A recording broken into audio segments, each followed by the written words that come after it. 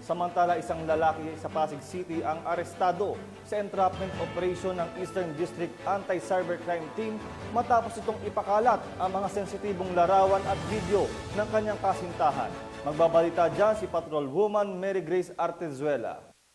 Ang sumuko ang lalaking ito sa mga tauhan ng Eastern District Anti-Cybercrime Team sa ikinasang entrapment operation sa Pasig City matapos ipakalat ang mga sensitibong larawan at video ng kanyang kasintahan.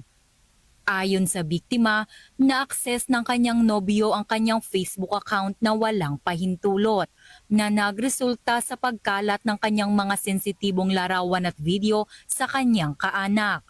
Dito na nagkasanang entrapment operation ng ating mga kapulisan na humantong sa pagkakaaresto kay alias Eitan, 35 anyos, residente ng Barangay Kalawaan, Pasig City kung saan ito inaresto.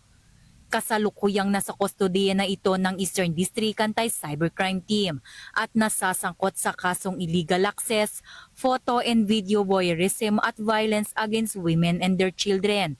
Lahat ay may kaugnayan sa Cybercrime Prevention Act.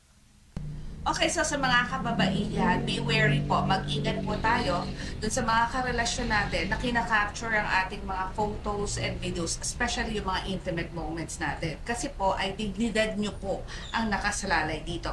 Sa mga kalalakihan naman, ay magsilbi sana itong babala sa inyo because the moment you start spreading these photos and videos ng inyong mga karelasyon or past relationship, meron po kayong kaso nakakaharapin sa batas.